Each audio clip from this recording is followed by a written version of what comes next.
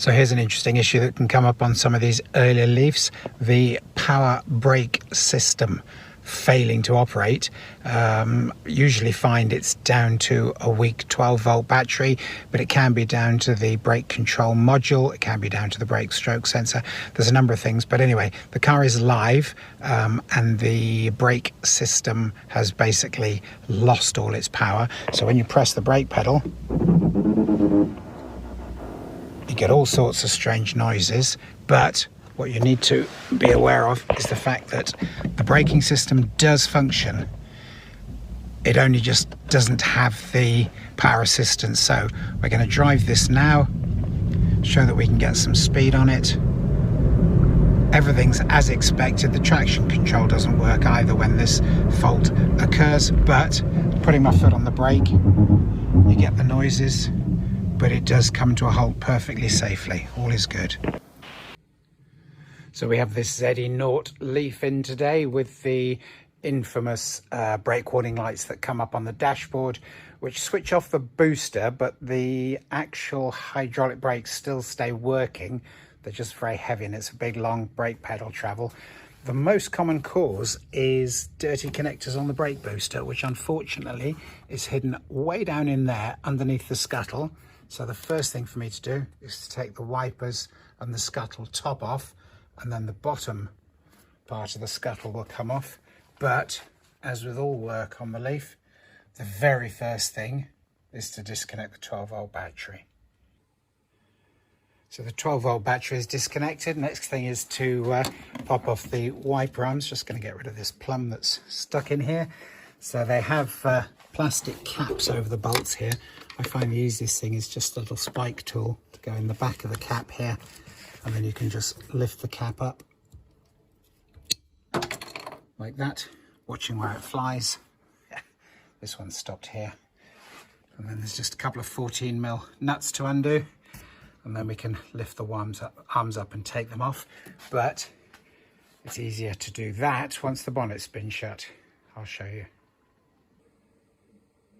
So the wiper nuts have been removed. Now we're going to just shut the bonnet, because I found the easiest way to remove the wiper arms is to actually lift the wiper up away from the windscreen, and then by giving it a bit of a gentle tug here like this, it frees it up on its pivot and it just comes away really easily. I'll just show you the other one. Park this. Here we are on the other side. So lift it up till it's away from the screen. Give it a wiggle, which frees off the pivot joint, and then it just lifts up and away. Easy. The side corner pieces on the scuttle just unclip. There's a little springy bit of plastic here. Clips off and lifts up. You can see in here I've got the strut top covers, which I fill with grease as well, which helps any water that might go in there to be dispelled by the grease rather than causing any troubles.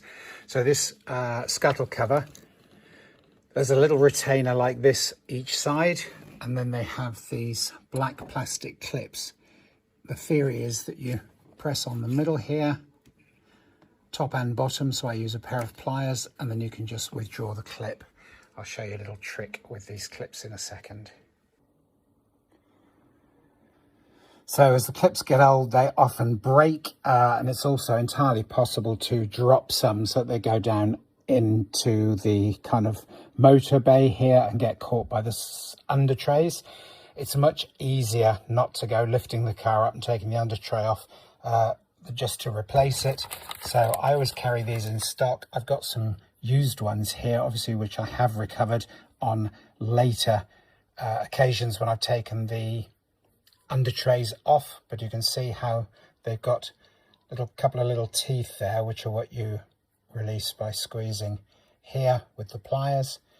So yeah, just has to be squeezed and pulled off. If you drop any, don't fret. If you break any, don't fret if you've got them on the shelf. This is the part number. I carry these on the shelf all the time, as with many other clips and retainers, so it never causes a problem. My personal preference for removing these is to use a little clip hook tool, which you can just hook in here behind it. You can see this one's been broken by a previous operator. Once you've hooked it in behind there, you can put a finger in to hold it and then repeat the job underneath. So yes, as you saw, that one flew off and disappeared down into the under tray, so that's what I'll be replacing. I'm going to just try and show you. And here it is, it came off, but as expected, as they often do, this one broke because it's getting old a bit and they get brittle as they get old. So that one goes in the bin and we'll take one of the stock ones to replace it with. Depending on who's been there before and whether or not they've replaced these corner pieces, you can find different clips. This particular car has this type with the screw out center section. So you just have to unscrew it, then you can withdraw the plastic. And then when you refit, it's just a case of putting it in and pushing the screw back home again. Before we can take the top scuttle cover off, we have to just remove these plastic pieces here. Now they slide downwards from the top here and upwards from the bottom. The upwards movement is less, so it's best to slide it up first, and you can pull the bottom out, and then you've got room to slide it down to release it from the top clip up here. And it's the same with the one the other side. And here it is off the car. This is the bottom sliding fitting that you need to slide up first. And then at the top, it's got this square hole in the trim, which lines up with a spike on the windscreen surround. And this is why you need to do the bottom first, so you can drop it down all the way to release it from that spike. Same on the other side.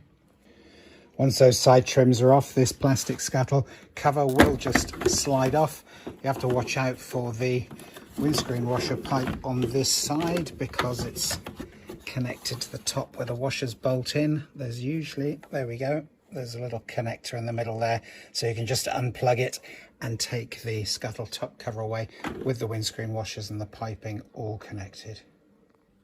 So now that we've got the top scuttle cover off, this is the offending wiper drip catcher, which actually exits straight on top of the strut, which is why these strut top covers are such a good idea. I'll show you inside this one while we're here. See, it's just 3D printed plastic, and I filled it with grease as well, so that when you look inside there, it all stays water free and therefore rust free. So the next job is to remove the wiper motor. There's a little clip on the cable that holds it to the wiper motor mechanism, and just a regular multi-plug here with a squeeze and pull connector. Can't remember if the connector's on the top or the bottom. There we go, it's on the bottom, so I'm just going to squeeze here and pull away, and then I'll release this clip so that I can just leave the loom hanging here. And then there's 2 bolts, I believe. No, there's 3 bolts. I was working from memory there a bit, but there's 1, 2, 3 bolts with rubber isolating mountings that hold it to the scuttle here. Once the cabling is undone and the 3 bolts are taken away, the whole mechanism will then lift out. While it's out, I like to spray some lubricant on the hinge pivots here, because they can get old and tired and rusty eventually, and a bit of preventative maintenance goes a long way. The cable retaining clip just has these 2 spring clips, one each side, that if you just squeeze the assembly, that then releases. Sometimes you need to get a pair of pliers to squeeze on it, but 99 times out of 100 they just come out by hand, and we can tuck that out of the way till we're ready to rebuild. So with the 3 10mm retaining bolts all removed, the wiper mechanism itself just lifts clean out of the car, and then we have to work on all of the 10mm bolts that are holding down this metal kind of scuttle reinforcer, strut brace, whatever you want to call it. There are 8 10mm headed bolts holding this cover on. 2 of them go in from the engine bay here, but also this fuse box is clipped onto the scuttle trim here, so that needs to just be pulled clear, and then the 8 bolts get pulled out and we can pull the metal tray out too. On these right-hand drive cars, I often find that the brake fluid reservoir tank is held onto this metal scuttle tray as well, so there's a couple of 10mm nuts that need to be removed. They're both off already, and then this will just draw back out of the way so that the scuttle itself can be pulled out. 2-hand job, so I'll be back in a sec. The wiring for the brake reservoir level sensor needs to be unplugged as well. It's also held onto the metal cover here by these plastic clips. So if the plastic clips are pulled away, then the wiring loom can just sit here while we take the scuttle top metal plate out. So finally, with all of that lot removed, we can finally see the brake booster mechanism. The multi-plug we're after is this one here, and you can see from the kind of dust on it that it gets some issues with damp and moisture and so on. There is another connector down here, right down low here, which is the brake pressure sensor switch. So if you've got the time and the inclination to get in there, it's worth just disconnecting that and giving it a good clean and putting it back after all this effort.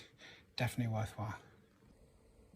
This particular car's had a bit of an issue with a 12-volt battery that exploded and sprayed acid everywhere, caused a lot of paint burning in and around this area.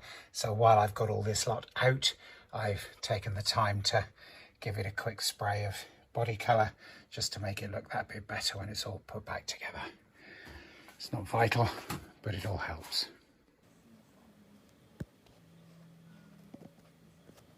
So the multi-plug comes off by drawing back this retaining catch, and as you do so, it pulls itself away. It's quite difficult to see, but as I'm pulling, you can see it's pulling away.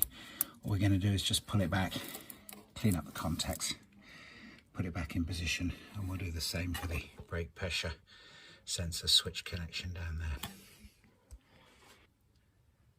On the right-hand drive cars, there's not a lot of room to get this plug off the assembly, but by pushing the retainer that we pulled out, if we push that back into position, there's just enough room to wiggle the plug out.